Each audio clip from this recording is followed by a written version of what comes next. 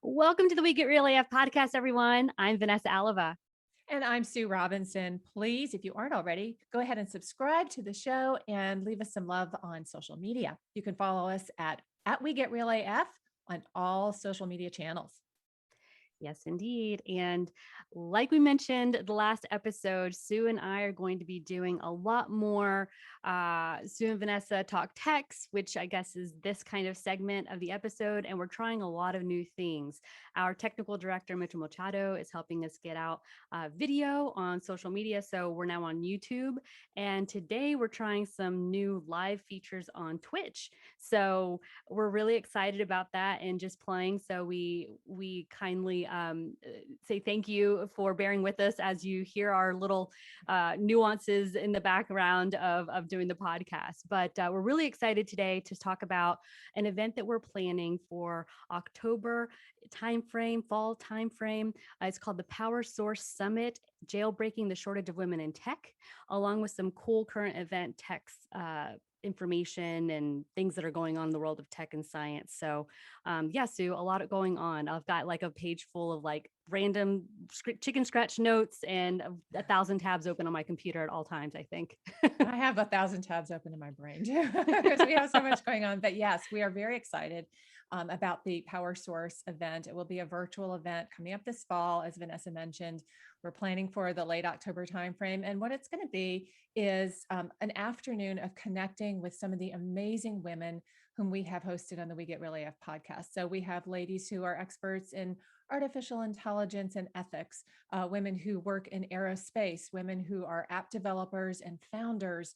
And they're going to be joining us and our listeners and our attendees at this event to just sort of talk about what their journey has been like building careers in STEM, science, technology, engineering, and math, and STEAM, which is the A for arts thrown in there, how they've built their careers, what their advice is for women who are either just starting out in their professions or perhaps looking to change professions and get into some of those industries. And we're going to even be taking a look at careers of the future that maybe don't even exist yet. So we're very, very excited about this event. We have 16 women speakers so far lined up, and it's going to be a really great event. So stay tuned to learn more about that. We would love to have anybody who is within ear or eye shot of this recording right now to join us for that event this fall.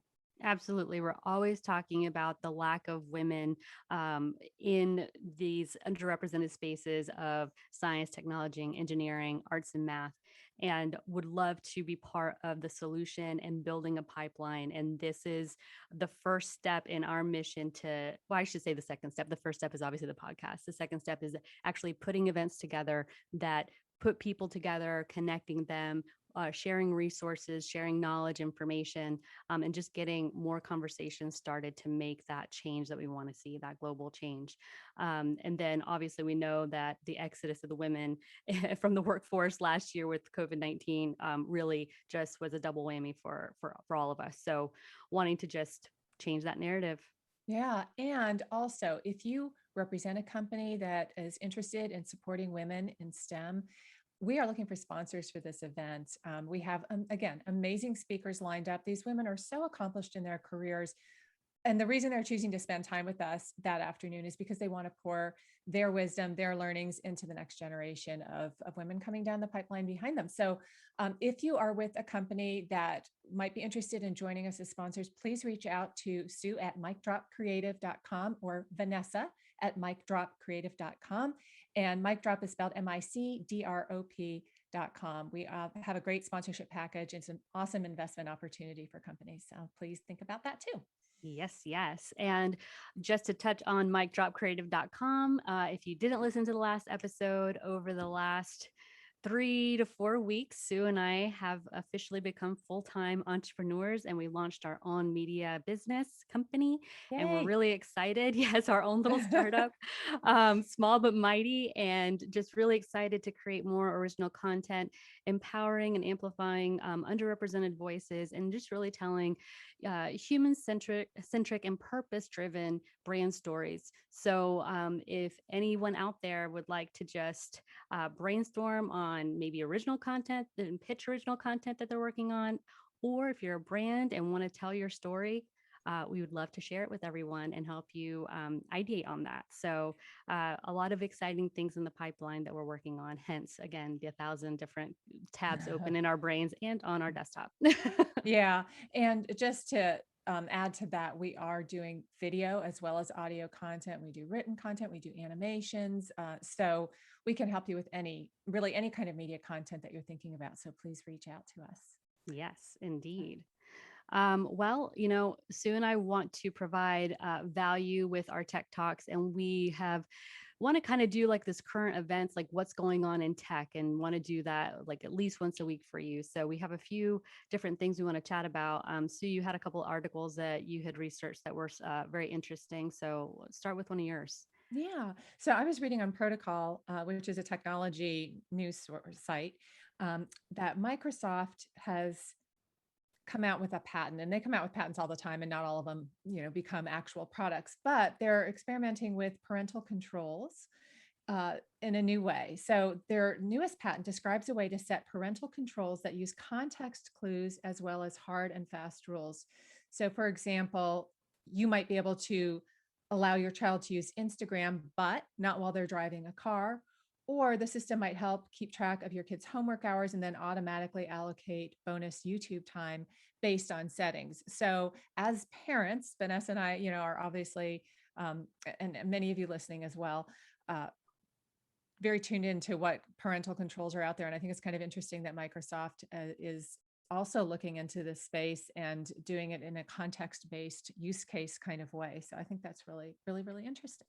Yeah, indeed. Indeed. My 4-year-old has the habit of, not even a habit, I think she has a knack. I will call it a knack for doing things on our phones or our computers or smart devices that we're like, how the hell did she just do that? Like, how did she get there? So anything having to do with making it safer for our children to be digital citizens online while we're not able to be there 24/7 to watch what they're doing is just a peace of mind for parents. So kudos Right. to Microsoft. Yeah. And some apps are more concerning than others, right? And so Hmm. I think it's sort of interesting that they're looking at a way to customize parental controls by app. So we'll see if it ever actually becomes a thing, but it's sort of interesting to peruse the different patents that these tech giants come out with, and follow along to see which ones actually become products. Indeed, indeed. We hope to see more of that. More news on that anyway, on that front.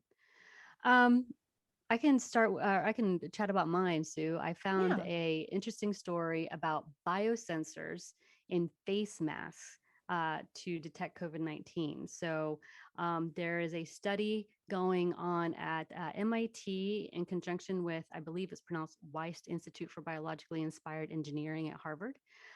They've developed a wearable biosensor technology that can help mass detect COVID-19 in your breath. And the efficacy and accuracy levels are just the same as the standard PCR nasal swab COVID test. And obviously, that's cutting edge. We know how uncomfortable those tests can be, and getting that done. And this does it within 90 minutes. So really, really cool. Mm.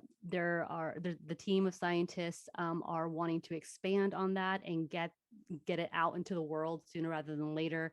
It can be used and extended past COVID-19. We're talking about scientists or even first responders that could be exposed to dangerous substances or toxins or chemical agents. Same thing, that the biosensors will be able to detect it to give them that immediate response. That's incredible. Yeah, Yeah. really cool. And and hopefully, well, they say, that these new strains of COVID-19 are starting to be seen now. So Hmm. even as we get vaccinated, I think the unfortunate reality is that we're going to have some awareness and protocols in place for some time to come to help detect viruses and, to your point, other dangerous substances in people's bodies. And so does it measure coming in as well, coming into the mask, or just the exhale breath? Do you know? So goodness, it says here, it doesn't say, I'm assuming it's like the exhale, but to your point, if it's detecting other uh, pathogens or toxins, nerve, they explain it as nerve gas. could be exposed to dangerous pathogens or nerve gas. Mm. So I have no idea, but I'm going to keep an eye on this. There's actually a female staff scientist at Weiss Institute that co-authored this study. So my goal, if she's listening, her name is Nina Dongjia. I'm going Nina. to reach out to Nina to see if she would be on the show and explain a little bit more about what's going on with this study and how quickly we might see it out in, you know, public Hmm. areas.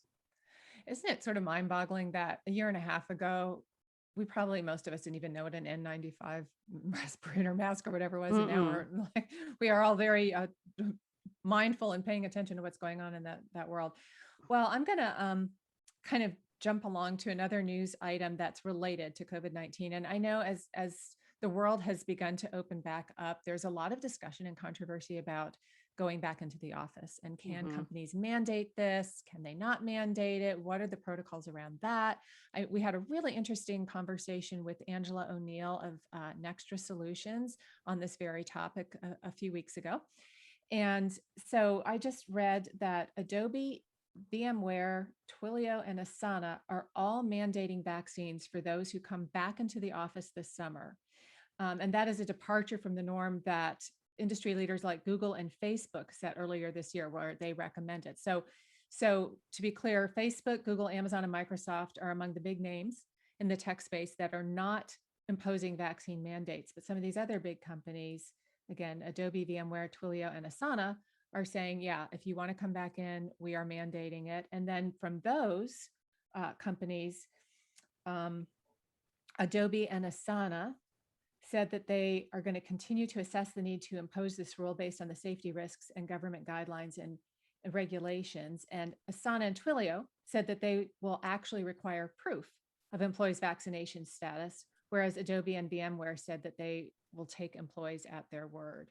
So, we talk about this a lot because it's health data, right? And it's data privacy. And that's something that's very much interwoven into many of the conversations we've had with guests here on the We Get Real AF podcast. It sounds from the articles that I've read like in the tech world, employees by and large are, when they do surveys, are more in favor of requiring a vaccine, employers requiring a vaccine, Mm-hmm. more so than like in the general population. But again, this is sort of uncharted territory, and that's a big deal for an employer to require proof that you've been vaccinated. And what will the work world of the future look like? Yeah, it's interesting. I mean, again, I'm all about people having their privacy, and there's obviously HIPAA in place to help with that and give employees that freedom to make their own decisions outside of work. However, when I think about it for even schools, I mean, schools want to see, vaccines for children before they're led into that environment where they're exposing other children to potential illnesses, right? Mhm. So I don't know. I'm so torn on it. I'm like, I want people to have their privacy and I get it, but I also like selfishly want everybody to get vaccinated because Mhm. if I'm going to travel, if I'm going to send my child to school, if I'm going to be out and about, I want people to do the right thing. And if it's mandated, then they will be forced to do the right thing. But then it's that borderline, hey, what type of society do we live in if we require people to get certain things when it comes to their health? Like, I don't know. I'm very Yeah. torn. I'm kind of torn too, because in my head, it's like, well, I'm vaccinated, so I know I'm safe. And Hmm. if my kids were little, I would have, when it's possible. Now, right now, it's not really possible to have your kids vaccinated, but I feel like um, when when we're protected, then I'm not so worried about whether other people have chosen that path or not. But it it's interesting because it looks like the the legislative world is leaning in the direction of allowing employers to make this mandate. The Hmm. US Equal Employment Opportunity Commission issued an FAQ which says that anti-discrimination laws do not bar employers from requiring on-site workers to get vaccinated. However, they still have to accommodate those who refuse for religious or medical reasons. So that's a pretty big loophole, because if you really just don't want to get vaccinated, you could probably say it's for one of those reasons. Well, Anyway, exactly. And then we yeah. circle all the way back to, do you really need to be in the office to do the work that you do?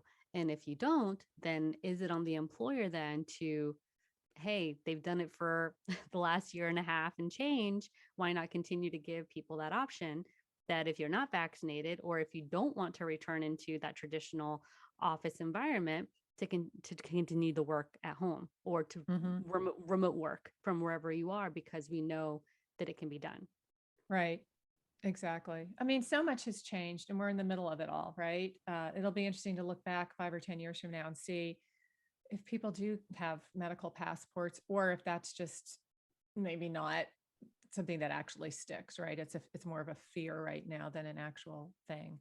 I I don't mean, and know. then we've also had the conversation of like the minute you make something mandated, then you have like the black market that can easily generate Fake medical IDs. Yeah. passport, fake ID, what type of thing, where you're like, yeah, I've got it. And then it's like this lie, right? And like how many people are, who's telling the truth and who's telling a lie. And then what's the law that, people who have lied and shown a fake medical passport, what happens to them? And it's like this big snowball effect. I just feel like there's a lot of different Pandora's boxes that can be opened because of Yeah. it. Yeah. No, I agree. Totally.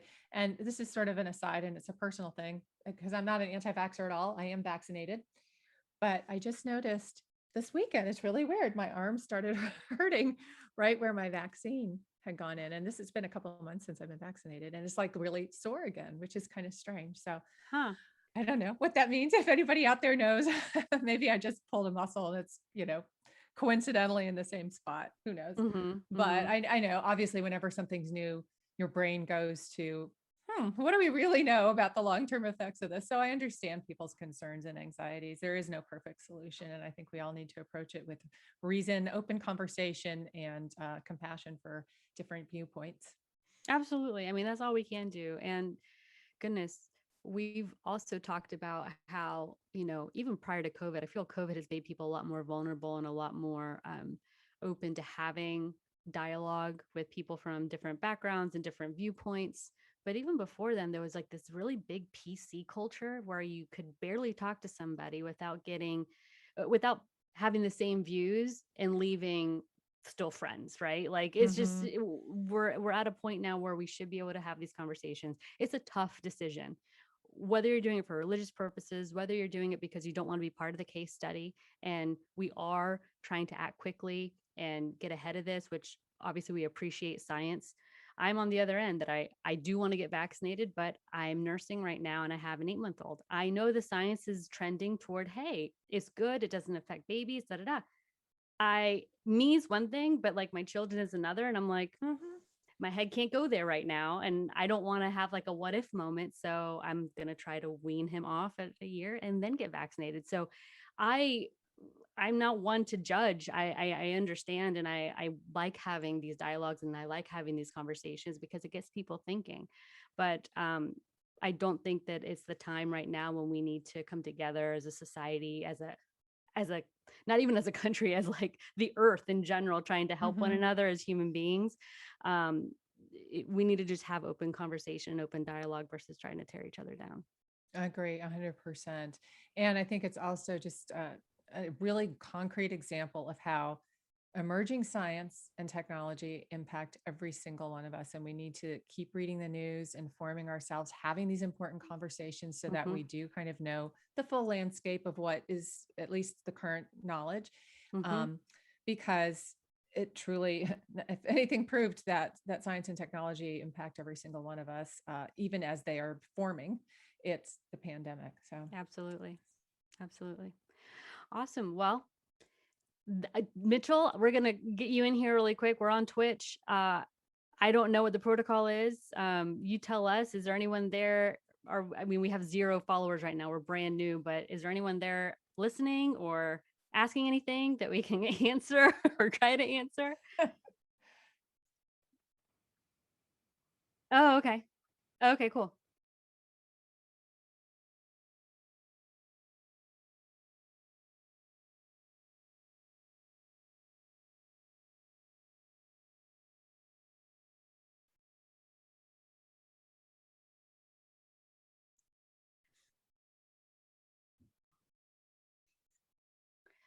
Right. There's so much going on. So like for somebody to find us right now in the Sure. middle. Yeah, I hear you. Okay, Our cool. first time on Twitch, everybody. I know Vanessa, our first time. we're so Yes. excited. Yes. Awesome. Well, this has been great. Keep tuning in. We so appreciate everyone that's been with us since the very beginning. That's one thing. I don't did we mention it last time, Sue? Like June 30th was 1 year. 1 year Yes. officially that we've been podcasting.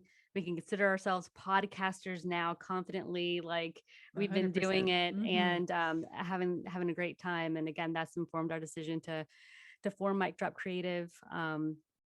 And yeah, you're gonna see us and hear us do a lot of new things, innovative things, and just some things will work and we'll continue doing, and other things we'll just say, hey, it didn't work and move on.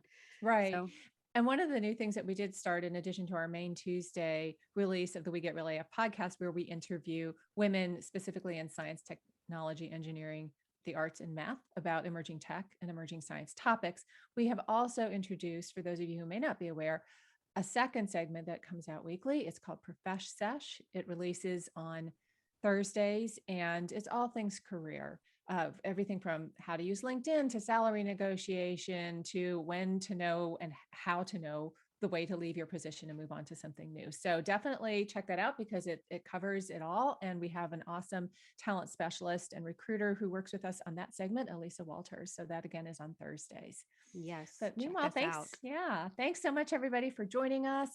Continue to follow us and check in and have a great week. Yes. Bye.